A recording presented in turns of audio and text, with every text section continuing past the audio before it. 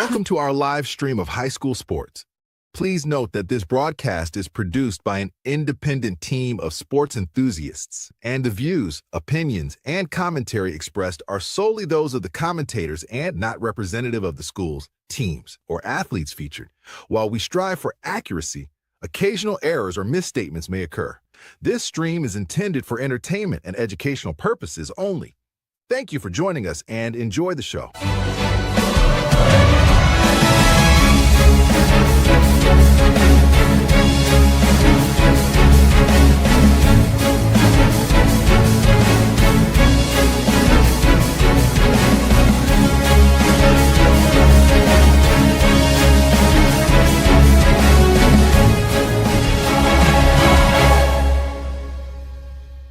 Yeah, come on, let's go. Hey, you ain't never seen nothing like this. Ain't no telling how it might get. It's the hypest right here. High school sports at its finest. So many highlights, you have to rewind it. Hey, Stream City, let me just remind ya. The heart of a lion, a team full of fighters. So many stars on the field, it'll blind ya. They're giving everything they got till the time's up. Yeah, legends in the making. History is made. We just getting started. You ain't seen a thing. YSN, gotta know the name. They gon' bring the flames. They gon' do their thing. Take it to another level, don't hold back. High school, got a passion and we show that. Got the drive and you know they got the heart. Number one spot for your high school sports. Let's go for the win. Hey. And welcome in, ladies and gentlemen. It is YSN Live on this Wednesday, the 3rd of September, 2025. It's the best one you're ever going to get. Best one you're ever going to get. So put your best foot forward today. A lot of happy first day of school to a lot of the kids out there. Yeah, let's go. Welcome back. Welcome, or hey, welcome for the first time to you preschoolers and kindergartners out there, and all you parents that are probably still puffy-eyed from First day of drop-off. school. Oh boy, hey, I'm that parent. I don't show it until I hit the road, and then it's my baby boy's gone for another year. then DJ's cranking up the Creed and crying to arms wide open. You know me too well. You're on par with Creed. You're on par with Creed. With arms wide open, under the snow. I don't know the words.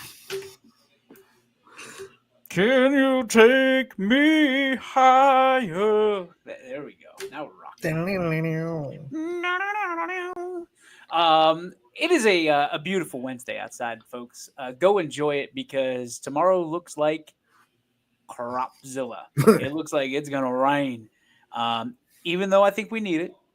I'm not a meteorologist. I am no Andrew DePaulo, but I will tell you that it looks like it's raining. And Anthony, thank goodness we're gonna be inside tomorrow. It sounds like on the campus of Beaver High School in Beaver, Pennsylvania, home of the Bobcats.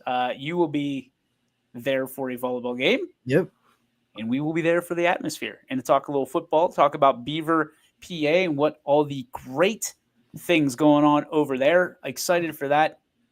Athletic director Kevin, can't pronounce his last name, but he's awesome. We call him Coach K is what we call him. And I know CJ Rhodes very excited to be over there. He'll be on the PA mic for, no pun intended, Pennsylvania public address. He'll be on the mic for the volleyball game Awesome. on the PA side. So what drew you to this game, Anthony, by the way? Well, one, I texted Coach Paulins a couple of weeks ago, and I said, hey, I want to get out there at least once this year. Give me a game that you think is going to be like the marquee game of your schedule. And she said, hey, Oakland's a really good team. Obviously, they have a lot of history. They've sent a lot of kids to D1. She said this is going to be a really good game. This would be the one that I would recommend you come to, because I didn't know I wasn't familiar with their schedule, any of the teams they play. None of them are YSN teams. So I was like, well, who's the marquee matchup? And she suggested Oak Glen. So I was like, okay, let's go. Oak Glen, here we go. And I think it's going to be a really, really good matchup. Beaver's a team that has gone to back-to-back state semifinals. So they're trying to punch into that ceiling and get a state championship.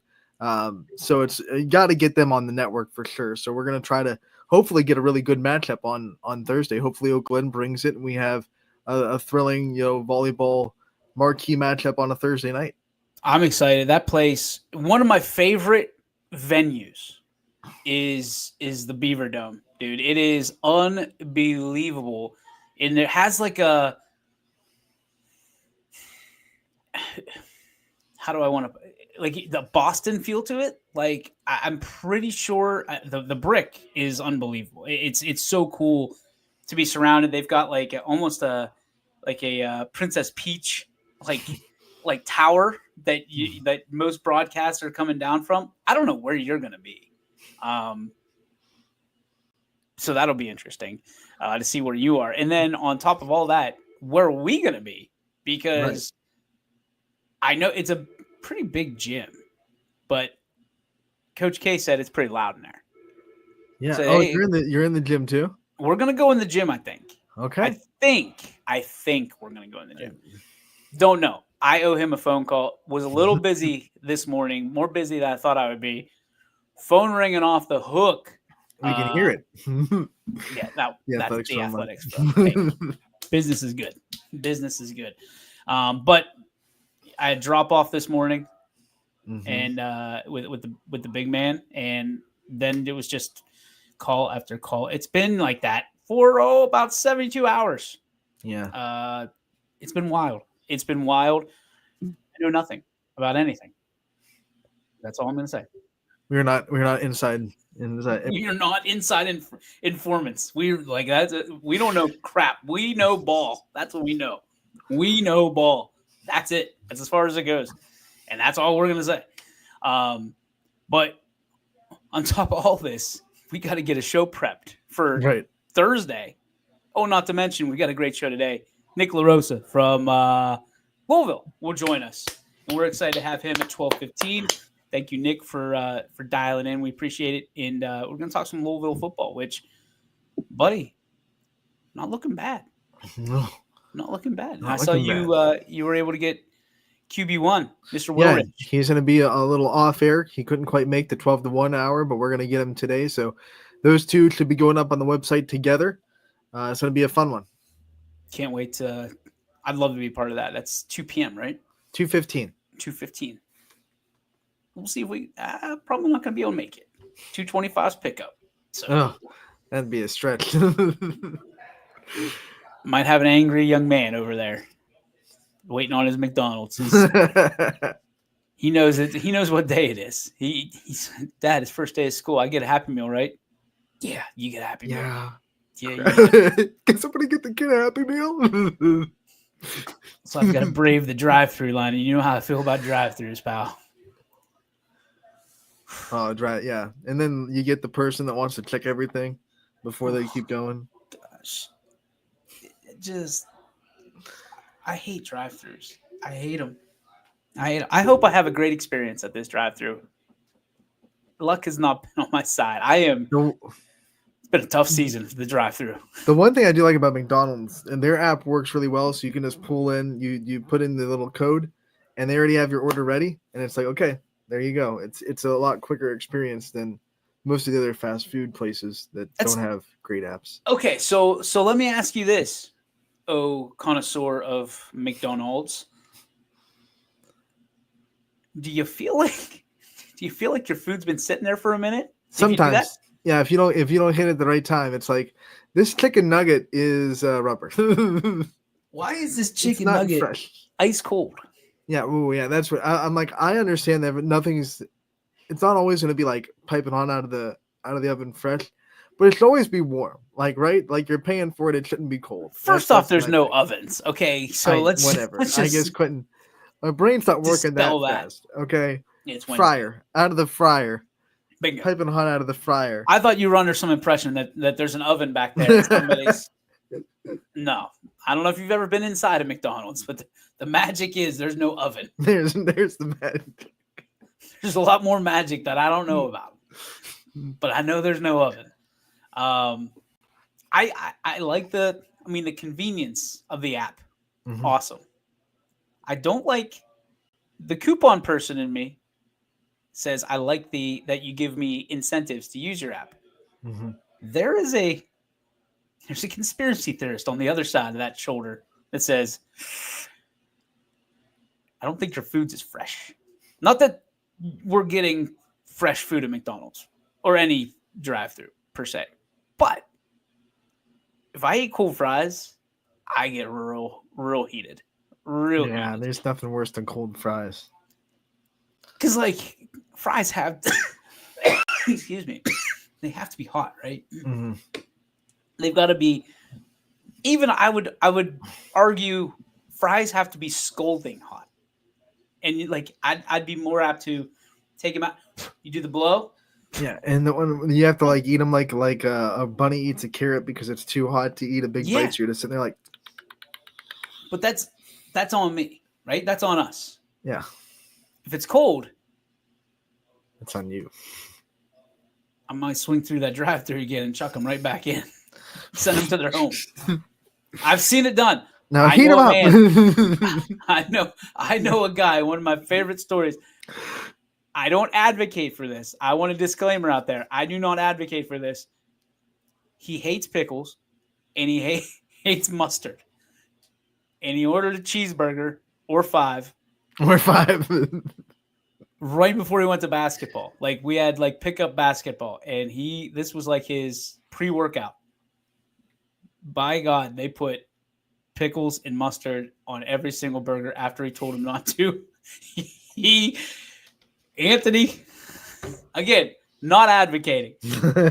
He opens up this cheeseburger, takes it back, and just chucks it.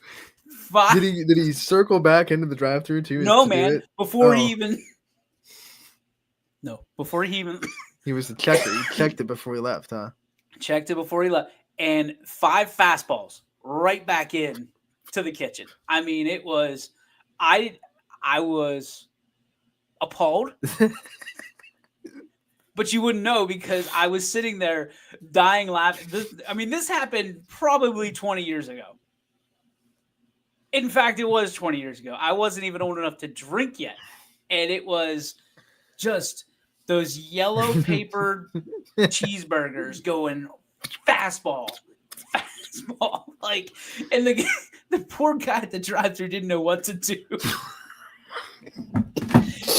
Again, we sound real good with our coughs and snorts. Dude, there we go. But it was a life experience there. And I apologize profusely to the workers of the great establishment of McDonald's. The great McDonald's. But I will tell you, dude, to see cheeseburgers flying back in the window was one of the most life-altering experiences. I didn't know that could happen. First off, I didn't know there were people out there that would ever do that.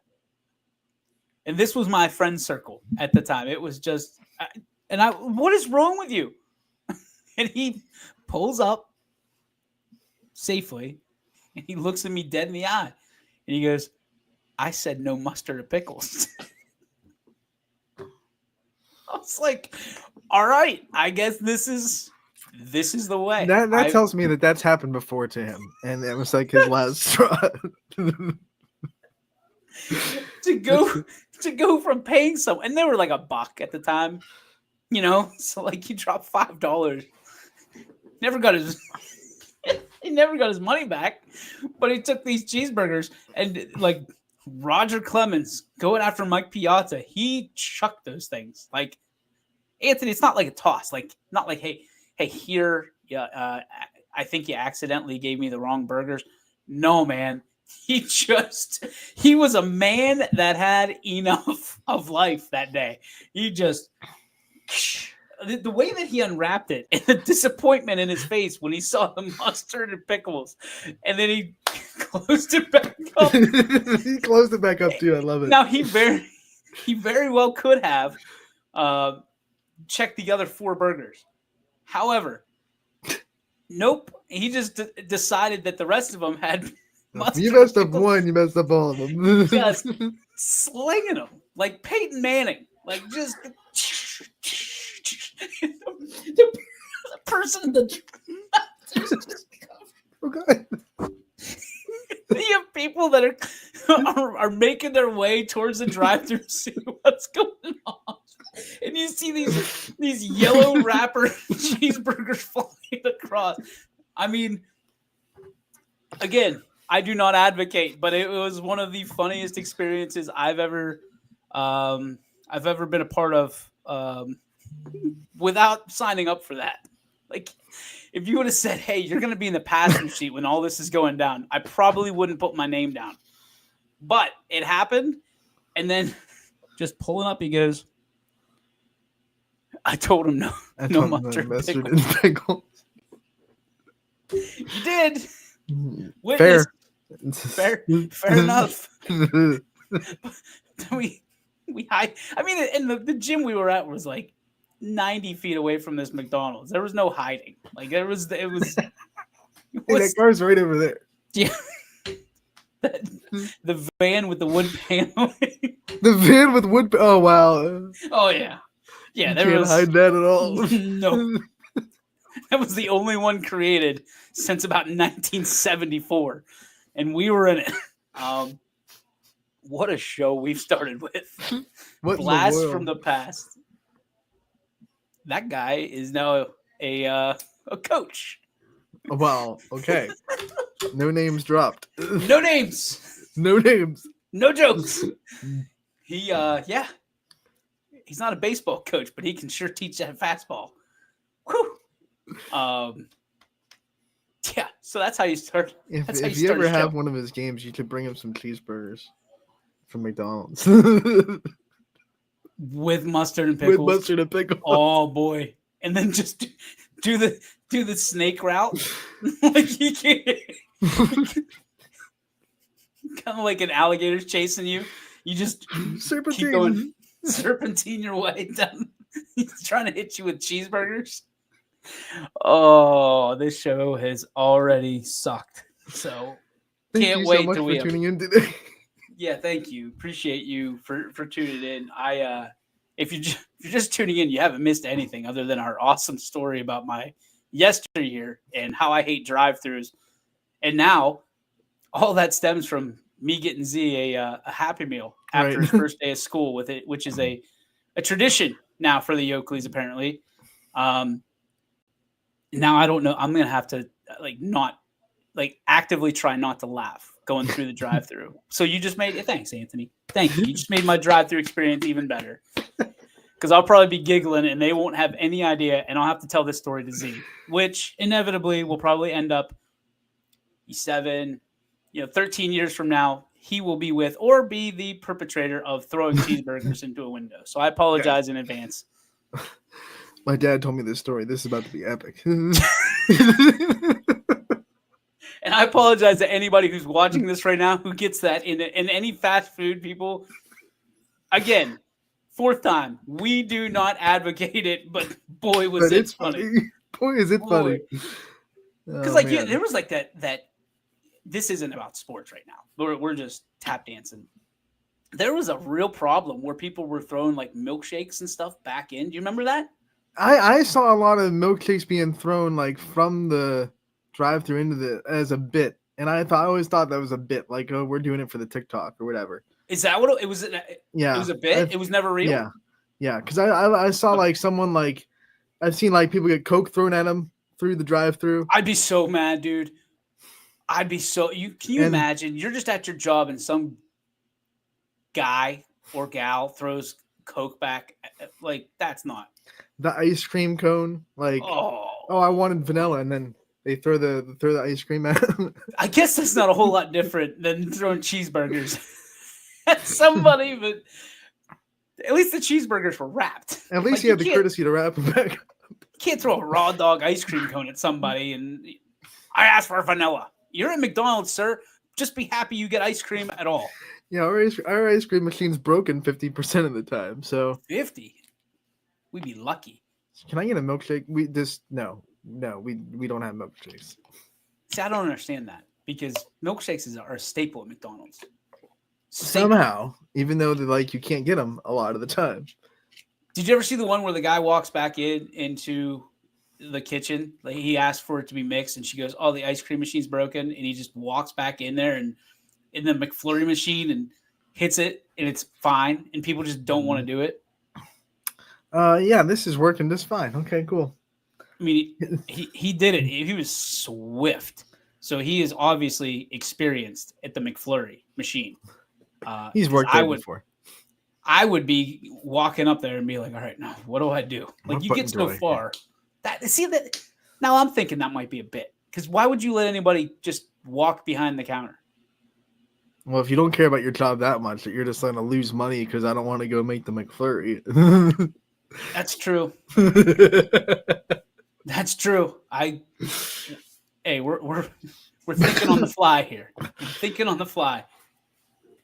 Boy, hey, just a public address announcement. Don't throw food back in the drive-thru window. No, and probably don't go back into the McDonald's kitchen to check their ice cream machine. And if you ever do, don't go back. Just like that's it. You're not allowed back in. Just wild guess. Hope the McFlurry was worth it. McFlurries are so good, though. They are. They're totally worth it. What's your go-to? Is it Oreo or M&M? Oreo. I love the Oreo. Same thing with like Dairy Queen, the Oreo Blizzard. I think you saw me put one of those down pretty quick when we were. Yeah, you did polish that off quick at the Dairy Queen. Those are good. Boy, oh boy. Especially when you get the franchise Dairy Queen, sometimes they're kind of lazy with it, and all the Oreo ends up in the bottom. Dairy Queen, but when you're at the family owned Dairy Queen establishment, it's like Mr. Gary Leininger. They put some extra care in that Oreo Blizzard, and they're nice and distributed throughout the whole cup of ice cream. I say this with all due respect. It doesn't even count as a Dairy Queen. It's the GQ, right? It's not the DQ. It's right. The GQ. And Gary at the Lisbon Dairy Queen makes it incredible experience for everybody involved. I mean, if you got a kid, I don't know how he makes money because he gives away so many cones and hot dogs. Don't get it. I don't get it. But if he loves you, he loves you. There's no doubt about that. He hand makes the cakes. He'll stay late and make the ice cream cakes himself. This is, folks, by the way, what we're doing is tap dancing right now because we're trying not to get too deep into a topic and then have to throw a change up all of a sudden. Yeah, we're patiently waiting. Hopefully Nick LaRosa isn't having any trouble or technical difficulties, but I don't have any more stories to cover, Nick. You want to talk about your night at Giangelo's? Oh, first off, at Giangelo's, it's always the atmosphere is so electric because the entire community comes out. And the one thing that I love about these shows that sometimes we get away from, depending on when we do it, where we go, but never at Giangelo's, is the entire community shows up and they show out and they celebrate and they can wear their colors and we talk. We just have a show where, the coach is there and a couple players. Next week, it's going to be a Raider bonanza there because we're going to have cheerleaders. We're going to have little Raiders. We're going to have big Raiders. Coach Rock will be there. I mean, this shindig might last until 10 p.m. But last night, electric, Dom Bailey, one of the offensive linemen for the Raiders, and also Frank Slana were my interviews, and then, of course, Coach Rock. And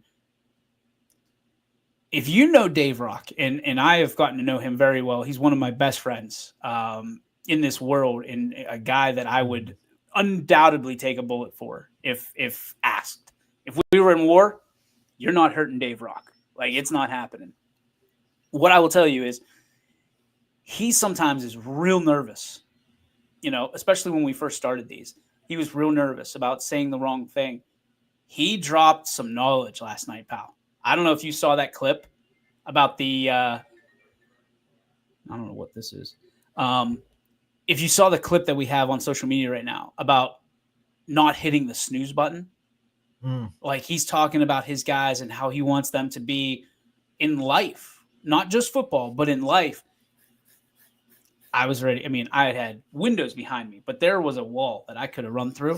I was ready. I was ready to go because he's starting to find his groove as a coach. He's so cool. Like, so cool. Like, he's the kind of coach that you want to be coached by, because he gets his guys. He's young enough to understand it, but he's also got that maturity. He's been there, done that, and he got the T-shirt, all that stuff. When Dave Rock speaks, I think, and I saw this firsthand when we were still at Legends, and Dave Rock was interviewed late in the year. I want to say it was even after the Super Bowl, after the state championship. He spoke, and everybody grabbed a chair. I mean, they were pulling chairs in from different sides of the restaurant to see what Dave Rock had to say. And I will tell you, to this moment, he still has a captive audience anytime he puts a microphone in front of his face. He has that much respect from everybody in that community. And kudos to South Ranch, kudos to Dan Yeagley, because there's a lot of Dan Yeagley in Dave Rock. You can see the mannerisms, and they're not exact replicas, but you can see the kind of rub from a Yeagley to a Rock when it comes to doing certain things. And last night I thought was Dave's best. And he's a motivator. And telling these kids, you have to sit at the front of the classroom. You've got to be on time. You're not going to be late. You're not going to do stupid stuff in school, because it's a culture that they're building. That's the thing that I love about sports. There's a lot of stuff going on right now. A lot of stuff. Just statewide, regionally, locally here. There's a lot of stuff going on. What we're missing is the great things that sports, no matter what it is, bring to a young person's development. And that, what we heard from Coach Friketic yesterday, what we're blessed to be able to talk to these coaches and have a great understanding of leadership doesn't have to be necessarily just inside the four walls of a home that a young man or young lady lives in. Leadership can be found and should be found everywhere in the community, so they can look and say, hey, I like what he does here, or I like what she does here. I'm taking that character trait, putting it in my back pocket, like the questions we always ask, and I'm going to utilize that. And that's how you kind of become who you are, is you take all of these traits and, like the Power Rangers, you just kind of put them all together and build Dragonzord or Megazord or whatever the heck it was. Yeah. Like, that's the thing that we've lost. Everybody is an influencer, and everybody looks on their phones for influence. You don't know that person. You don't know what choices they're making outside of what they're doing. Like, get to know a person and understand, okay, this is actually kind of the person I would love to be. You don't have to be 100% that person, an identical copy or clone. But, like, hey, I like this 10% of this guy or 10% of this gal. And I think the admiration that I have for that, I want to make that kind of my walk too. There's nothing wrong with that. And I think hearing coaches talk about the importance of what kids do in the classroom, why they sit in the front row, why they have their shirts tucked in, why they don't look sloppy, because these are the same kids that you expect to be that way on Friday night. And if they're not doing it on Monday, Tuesday, Wednesday, Thursday, they're sure as hell not going to do it on Friday. Yeah, if you only ask for discipline on the football field, you're probably not going to get it consistently on the football field. You have to have discipline in the classroom, discipline in the hallways, discipline outside of school when you're hanging out with your friends. It's all of that, or you're not going to get it consistently week in and week out on the football field. You just won't. And consistency is the biggest thing that I've learned about sports, about life in general, right? Is if you're not consistent, you're not anything. You know, it's hard to succeed when you're not consistent. You and I talk about it all the time with what we do here at YSN. Okay, big dogs have to go out. Well, there's 900 other things to do, but big dogs have to go out. Like, you cannot because it's become such a monster. You cannot let that fall. And we have. And I would admit it's me. It's this guy. But it's a situation where we have to be consistent, even with the timing of it. And the only thing we don't have power over is holidays. Holidays are incredibly challenging to get anything started. So, you know, hey, it's Big Dogs Tuesdays. It's On Wednesdays, we're going to do our top plays. On Thursdays, we're going to do our sleeper of the week. On Fridays, it's a mess. We're just going to keep our head above water. We'll be here. We're here, baby. We're here. But the other thing about consistency is there's a reason that not everyone succeeds, not everyone wins, because consistency is hard. It's hard to be consistent. It's not easy, to wake up every single day and do it and do it and do it and do it to the same success rate, the same productivity. It's not easy. It shouldn't be easy, because if it was easy, everyone would win. And then everyone, if everyone wins, no one really does, right? It's one of those things like if everybody is special, no one's really special. One of those things. Oh, yeah. That makes Consistency is hard. Consistency is hard. You have to have the drive and the will to do it. That's why not everyone is consistent. We look around this world and we see a lot of inconsistencies in every aspect of it. You can say sports media, you could say news, you could say whatever industry you work in. I'm sure everyone works with somebody that's not as consistent as they would hope they would be. And that's just reality. I saw a quote yesterday that I loved so much, and I'm going to find it again and I'll share it at some point. Especially a lot of these quotes, if you're friends with me on social media, now you get a lot of my kids and my wife and all that stuff. But it used to be quotes like all the time, like just motivational quotes, because there's people out there that I think can benefit from that. But most of all, I do. And there was a quote yesterday that I saw and it clicked. It was one of those timing quotes. Like, I think, Siri or whoever heard my algorithm and he needs this. And it said that 80% of your problems would subside if you just applied discipline to them. And I was like, okay. I mean, then you start thinking about like your issues, whether it's at home, whether it's, in financially, business, friendship, all that stuff. If you apply discipline to it, I mean, one of the biggest things for me when I felt like I was kicking tail was getting disciplined enough. Hey, I'm going to the gym. I'm going to do this. I'm going on the walk. I'm going to do this. And then life gets in the way. And that's where everybody kind of falls apart and flails because, man, I would much rather go play Madden than do big dogs. I would much rather just be numb here and not have to make 50 decisions. But there's 50 people that are counting on me to make those 50 decisions. Right. If you're disciplined enough to just hammer it away, and even when it comes, I mean, today, like today's a big day, right? It's a milestone day, but you've got to be disciplined to know that, okay, if I spend an extra 15, 20 minutes dropping your son or daughter off on their first day of school, your work is still going to be there when you get back, and you're going to have to kind of hit the afterburners a little bit to get back on track. Dude, it's tough, but you've got to have discipline, and you can't just be like, okay, well, I'm not going to go to the gym because I got so much to do. No, you've got to do it. Like you've got to make the most of it. Sometimes you got to lose a little sleep. Sometimes you need a little extra sleep. It's discipline. And I really do believe that. And again, I think these coaches are starting to, it's a new era of coaches. We still have some of those coaches that are old school. There's no doubt about it. We know them well, and we know who they are.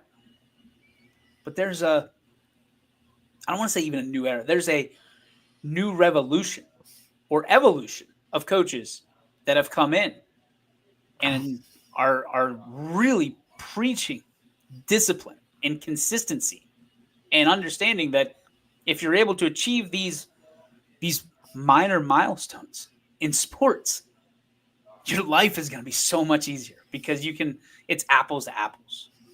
Right? When you were battling adversity, what things did you have to go through? What feelings, what emotions did it evoke? And how did you stay disciplined and consistent in moving the chains down the field in order to accomplish your goals? And I think for me, more than anything, teamwork, sports, everything that goes in it, it applies to life. And it's so huge for these young people to know that a lot of times, I don't know the stats, but if you quit sports, that is it, or quit anything for that matter, it is pretty much an indicator that you're willing to quit other things.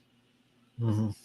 Whether it's when they get hard, whether it's when you're not the main event, the spotlight player, whatever, it is an indicator.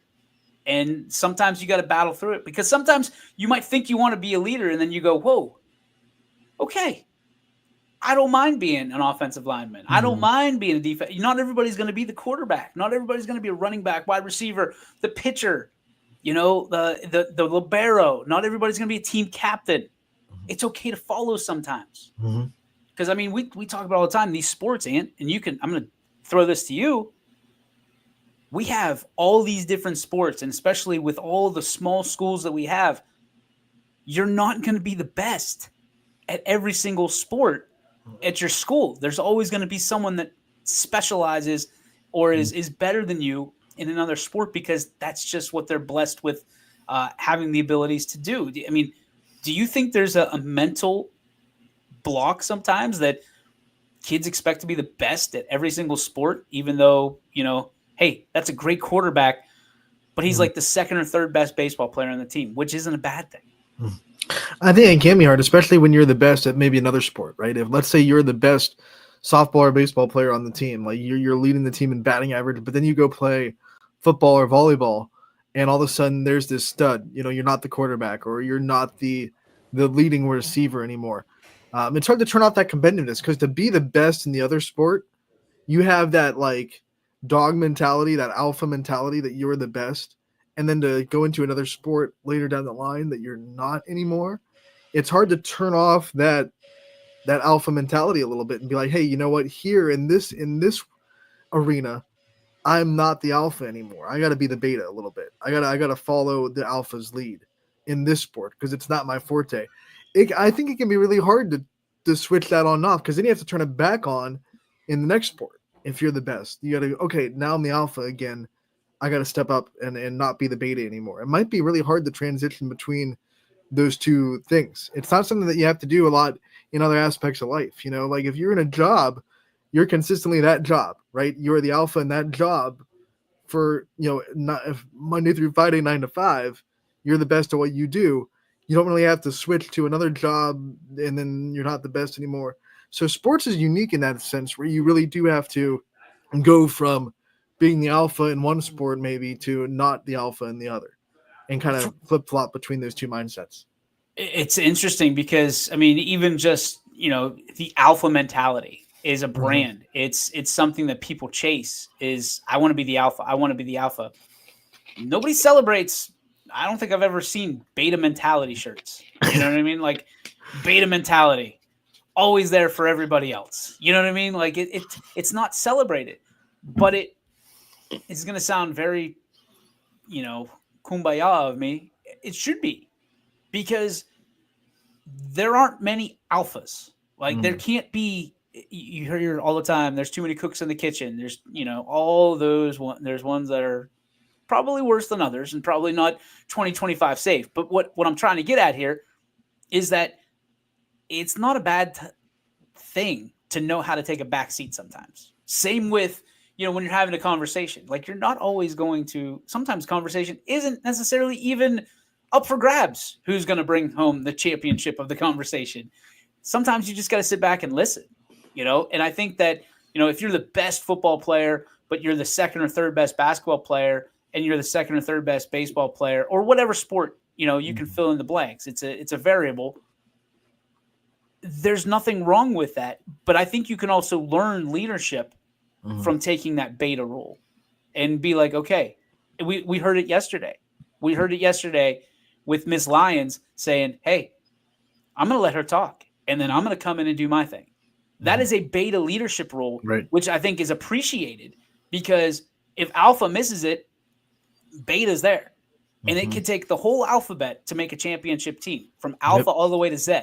So when you sit there and you go, okay, I'm not the alpha, or you talk to, I'm not the team leader, is what a lot of coaches or a lot of communities will talk about, is who's the team leader. There are leadership positions on a team that you never say a word. There are leadership positions on a team that you never see one play of playing time. You can be a leader on the sidelines. You can be a leader in the classroom. You can be a leader in many different facets of it. Leadership is not something that is just slotted for one person. Mm-hmm. And that's why we always ask these kids and student athletes and coaches and community members, what's your leadership style? Because some of them are just boom, boom, boom. They can talk and they got the chatter and they got the gift of gab. Some of these kids don't want to say a word. Like, they're all business. You know, one of the guys that comes to mind for that is Gus Valentine from a couple years ago at South Range. Like, hey, don't talk to him. He's going to show you what it's like to be a leader. Right.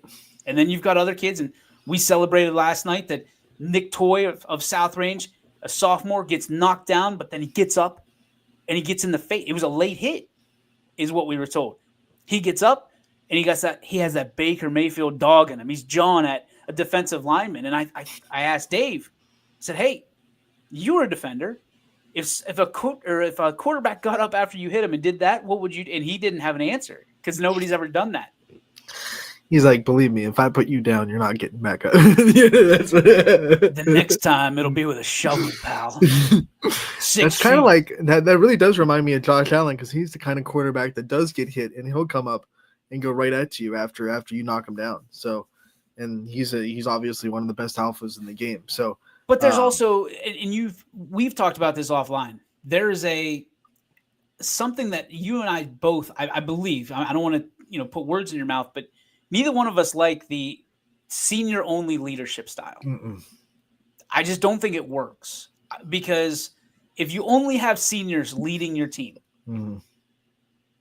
that leaves a lot of potential for error, because there's it's so much finality in their year, right? This is the last time I'm going to do this. This is the last time I'm going to do that. This is the last time I'm doing. It's almost like, okay, well, are we going to play the next year, or what? Like, what are we going to do? Like, you're trying to build a legacy. You're trying to build something, and there's got to be something left on the bone for the next generation. Right. Or else you're going to have a lot of people that are looking around like, how do I lead this team now? And they never had anything to flex those muscles before they were seniors. And that's when you see programs start to lose steam, when all of a sudden they lose a big senior class that was meant for greatness. And then all of a sudden the people before that never really got a chance to learn how to lead. And now they're seniors, they're expected to do it, but they don't know how to do it. And it's kind of too late to do that on the fly. You can't just turn that switch on in 1 year and be like, okay, I'm a leader now, let's go. Yeah. It doesn't work like that. And that's when you see really great programs start to lose a little bit of steam. And I think one of the biggest things to remember is that leadership can be fleeting, but the impact that you make can last a lifetime. It can last a lifetime. You might lose a leader, right? But it's like throwing a rock into a calm body of water, and you see the ripple effect. And you see those early ripples, and you see how far those ripples extend. Good leaders, you can see how far the ripples go. There's I took one college fluid dynamics class, which was one of the hardest things I took. The one takeaway I had was it was this diagram of how to get rotation in water. If you throw one big rock into a river, it just makes a big splash. It's over. That's all you get. If you throw a bunch of little rocks in the river at different times and wait for the ripples to go, you get rotation. A bunch of little things at once in the right timing in the right spot can make waves. But one big splash, and that's all you get. You're just getting a splash, and then it's gone. You have no rotation at all. So it's the little things, right? It's the little things you do at the right time, the little moves you make. Consistency. That's what gets rotation. It's the chess match we're in every day.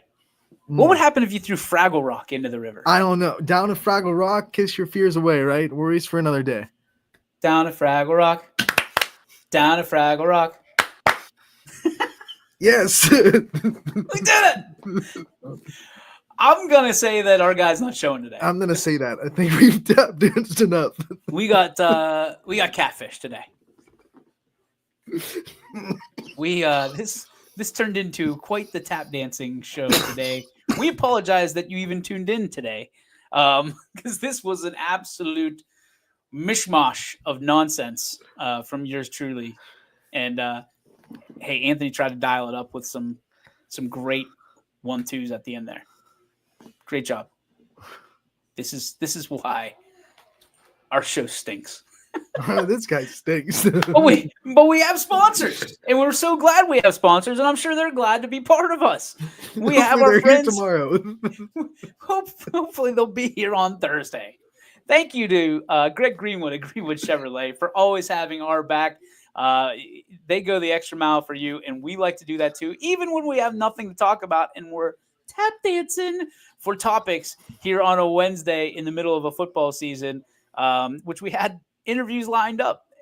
Sounds familiar, doesn't it, Anthony? This is just turning into everything that we've done for the last 9 years. We also want to thank our sponsors, Toyota of Warren. Thank you to Tino, Jim Wilson, Chuck, the entire crew over there who do such a good job and allow me and my wife to get from point A to point B very safely and in luxury and in style. Still love my Toyota Tundra. Cannot wait. And make sure, if you see it, give us a little beep, beep. Usually you do. Sometimes there's one finger salutes, and that's okay too. We love you. We appreciate you. I'll blow you a kiss. As long as it's the right finger. Usually not. Usually not. Usually not.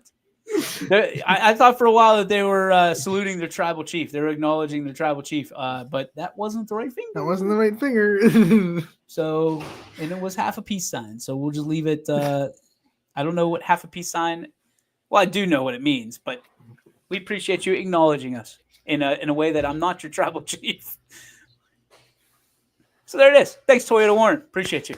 And then I want to thank our friends at Joe Dickey Electric, who every day allow us to give you the Joe Dickey Electric Spark, presented by Joe Dickey Electric. They are everything electrical, and they're open 24/7, 365 on DickeyElectric.com. And they have a really cool graphic like this.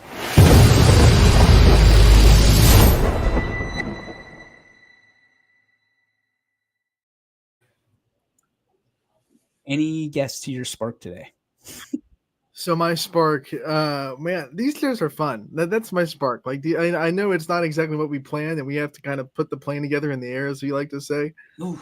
It's having some fun, man. I like. We don't get to have like lighthearted fun too much on this show, and we just got to just laugh with each other today. That was really cool. So we still had good viewership too. So thanks to everyone that kind of stuck around with us and listen to us just talk about chucking cheeseburgers through the drive-thru. And if you're out there and about 20 years ago you were assaulted by cheeseburgers, we are so sorry. We are so incredibly sorry, and we owe you a number 9 at the local McDonald's. Again, I didn't do it. I was merely a passenger, and that. If you missed that story, rewind it back. You probably want to see that one again. Mine is going to go out to all the parents. Man, it's hard. It's hard to kids drive you crazy naturally. I think that's what their job is. Priority number 1 is drive your parents nuts, and but dropping them off is a tough thing. Like way more challenging than I thought it would be. And when you drop Z's in 2nd grade. So, like, we've been through this a few times now. But, boy, you watch that little boy grow in the same spots. You take pictures in the same spots, and then your memory starts clicking in, and then you start seeing some of these memories on social media, and all of a sudden you got a grown person who talks like you, acts like you, if you're lucky or not. It's a situation. It's really cool. And I feel for these parents, being one of them now, that they're on this ride. And it's such a roller coaster. And, I talked about some of the tough things that you have to do when in the world of sports and the expectations that parents have. Mm-hmm. Boy, oh boy. Like the greatest thing in the world, no matter what it looks like to you, being a parent. One of the most challenging jobs you'll ever have, but one of the most worthwhile jobs you'll ever have, because you see those just little moments. There's little moments where, that person that you're raising they make you proud. And today, certainly one of those moments is Big Mango's in the second grade, taking on the world. And I love the Places You'll Go book by Dr. Seuss. Yep. I know I'm going to get criticized. Favorite book of all time. It is awesome. Like, it's simple, it's easy, and it tells you everything you need to know about life. It's better than my 8 bestsellers, I'll tell you that much. We got to talk about that. We got to get you back. We got to get number 9 on the board here, buddy. It's been a minute. So, but no, I mean, I feel for your parents out there, and hey, it's okay to cry on day one of school. It's also okay to cry on the last day of school because they're coming home, because I think equally we share that emotion. So that's going to do it for us. A wacky Wednesday here on YSN. We hope you have the best day ever, the best September 3rd, 2025 you're ever going to have. So enjoy it. Enjoy the sunshine out there. Get out there, do a walk, go out to a local sports event, whether it's volleyball. I know they got some games tonight, soccer, whatever it may be. Go out there and support somebody that's working hard for their community. And certainly we will work hard to have a better show and be better tomorrow for you. Don't forget, YSN zone coverage tomorrow night from Beaver, Pennsylvania. Regular start time. I was going to say special start time. Regular start time at 6 p.m. right before Anthony goes on air with the Beaver, and I always get this. Is it Oakland or Glen Oak? Yep, Oakland. Glen Oak's the one in Canton. Oakland's the one in West Virginia, correct? Right. Yep, you got it. Nailed it. That's going to do it for us. For the 8-time best-selling author and world traveler, Mr. Anthony Ronald Hartwig, my name is DJ Oakley, bidding you adieu, a farewell, and we'll see you out there at the ball games. And Anthony, don't forget, may sports be with you, pal. And you, my friend. YSN thanks you for watching this presentation of Your Sports Network. For stories, stats, and more, go to ysnlive.com.